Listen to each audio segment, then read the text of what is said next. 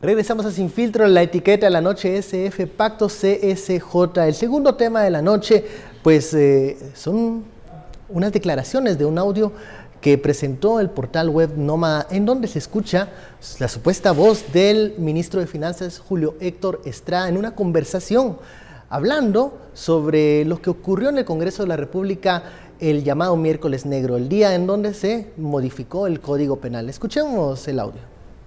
No vamos a resolver nada, solo se van a seguir. Hoy serán otros 6 partidos y la normativa que define el tema de los delitos electorales no está clara. El MPC hace unas interpretaciones así bien estiradas. Entonces eso ya se constituye en un delito penado de 4, 8 a 10 años inconmutable, y por secretario general, no, eso no se puede, no quiero verlo. En el caso particular, por ejemplo, el presidente, o si fueran condenados, su familia, digamos. Todavía había una fase de amparos y una fase de diferentes etapas. También le dije al presidente que no corriéramos tanto, porque tratar de tirarse esto así a lo pirata, chica. Yo no confío en el Congreso. Ni porque están metidos ellos en el hoyo. Todo el mundo anda viendo cómo ellos se zafan y friegan al otro. Ahí creo que el Congreso bien planteado, y como ahí sí están todos. Este es el audio que se presentó en el portal web Nómada. Y bueno, Noticiero Guatevisión entrevistó a un ministro de Finanzas para obtener su reacción, y esto fue lo que Julio Héctor Estrada respondió. No, es muy importante que en algún momento, en algunas semanas en el pasado, no recuerdo, ¿sí? Porque son pedazos recortados de una conversación, yo mencionaba mi opinión personal alrededor de la ley electoral, ¿sí? Que tiene unas fallas técnicas que se han venido discutiendo en Guatemala desde hace un año, ¿sí? Desde que estamos viendo temas de ley de bancos y temas de otro tipo de leyes. Y lo que digo es que en el segundo párrafo tiene un error, ¿sí? O una inconsistencia, nada más. Luego lo que yo digo es, de ninguna forma se debe aprobar esto sin una discusión abierta, transparente, como debería ser todo el tiempo. Y cuando digo que es tendencioso el artículo, es... Miren, a quien tenga tiempo, por favor, entre a ver el artículo, escuche los 4 audios y luego la transcripción de los textos de los 4 audios. No coinciden, se ponen cosas adicionales, como que yo pensaba que eso representaba un beneficio para la familia del presidente Jimmy Morales, que simple y sencillamente ni siquiera en los mismos audios aparecen. No sé el origen de los audios, pero es tan tendenciosa la nota que ni siquiera coincide la transcripción con lo que está en los mismos audios que se presentan. Bueno, esa fue la respuesta del ministro de Finanzas, Julio Héctor Estrada, a este audio filtrado presentado por el portal web Nómada. Bueno, se vuelve a hablar de este tema, el pacto de corruptos, como se le mencionó en su momento, a lo que los diputados aprobaron el miércoles en el pleno del Congreso. ¿Qué tanto afecta esto a un ministro que, ya renunció? No se le ha aceptado la carta de renuncia a Estrada. ¿Cómo ve estas declaraciones y si él tiene o forma parte o aprobó lo que se iba a presentar ese día en el Congreso de la República? A ver, son, digamos que cosas por separado. Primero, es un ministro que presentó su renuncia hace ya más de una semana y en la cual el presidente aún no se la ha aceptado.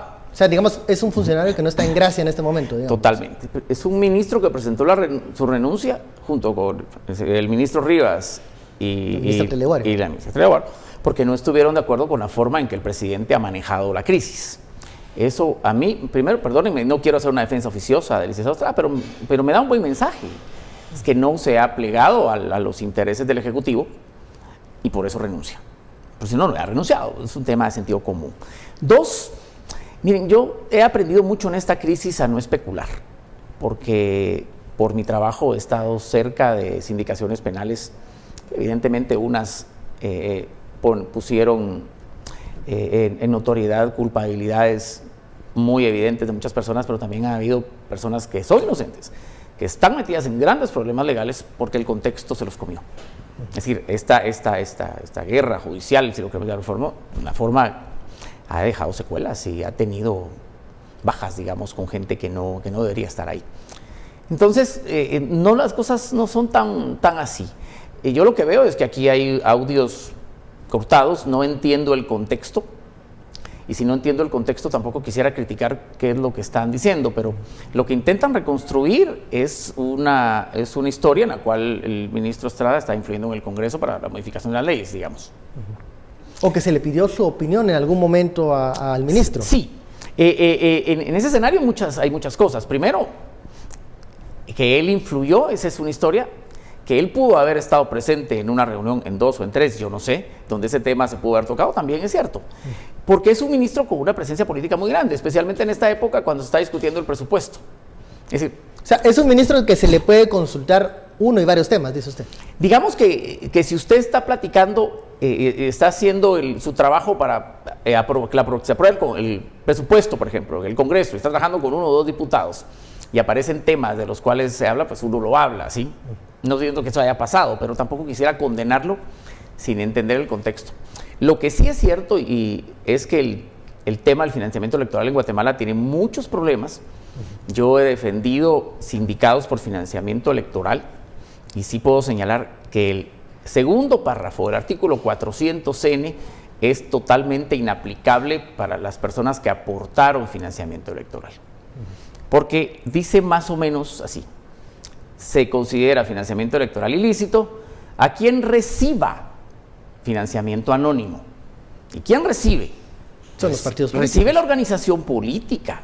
Por supuesto, para que alguien reciba, alguien tiene que haber dado.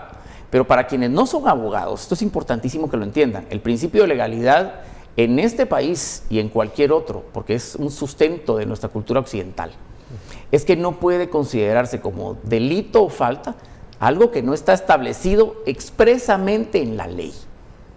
Por lo tanto, solo puede ser delito el financiamiento electoral para la persona que lo dio si previamente el artículo dijera para quien reciba y para quien otorgue el financiamiento. Pero eso no es así. Y aquí se han iniciado procesos penales en contra de empresarios que se les acusa de haber aportado un financiamiento electoral, independientemente de los hechos, sin que eso sea delito. Yo no estoy diciendo que sea bueno, podemos moralizar al respecto, podemos evangelizar al respecto, pero no podemos sancionar penalmente una conducta que no existe en el Código Penal. Ahora, Juan Rodolfo, esta modificación en el tema del financiamiento electoral ilícito se pudo muy bien modificar, debatir, discutir de una forma transparente, de una forma ante la sociedad, diciendo que habían unas debilidades en la norma, pero no se hizo así. Tal vez la forma como no se hizo es que las sospechas se disparan por todos lados y que meten otros temas que creo que en el cóctel no permitían ver que eso tenía un origen, digamos, de regular algo que no estaba bien normado o que iba a fortalecer el sistema de justicia, cuando usted ve todos los otros temas que se adhirieron a las modificaciones. Totalmente, lo que el Congreso hizo fue una barrabasada legal espantosa. Yo pocas veces, ni siquiera me hubiera imaginado que se atrevieran a hacer eso. Pero es otra historia. Creo que el tema electoral hay que entrarle de fondo, no hay que tener miedo. El tema del financiamiento electoral es algo que nos debe ocupar a todos. Quizá los de los puntos torales de la reforma es esa, pero hay que entender que tampoco podemos descansar la reforma electoral y el financiamiento desde la perspectiva punitiva, especialmente en este momento. No existe en Guatemala la posibilidad de juzgar y condenar penalmente a una persona que haya aportado un financiamiento anónimo si el delito no lo contempla. No voy a emitir un juicio de valor. Esto es un tema de principio de legalidad y punto. Si queremos en el futuro limitar el financiamiento ilícito anónimo a los partidos, hay que hacerlo ahora. Y hay que incorporarle al artículo 407 el verbo rector que diga aportar. O sea, el que dio. Ahora, en el tema de la responsabilidad del secretario general, uno dice ahí también están modificando con dedicatoria eso para salvar el pellejo de algunas personas, entre ellas el presidente de la República. Así es, y es una ilegalidad y una barrazada terrible, porque el secretario general en todo caso se asume que está en control de los hechos, en control del partido, el control de las finanzas, y es un absurdo y además un abuso tratar de incriminar a los contadores, que en todo caso solo tienen una responsabilidad documental. Al contador le llevan facturas y le llevan cheques. Y esto se incorpora en un libro de contabilidad y tendrá sus procesos. Pero jamás un contador va a ser responsable penalmente del dinero que está negociando un secretario general o una alta dirigencia del partido con una persona.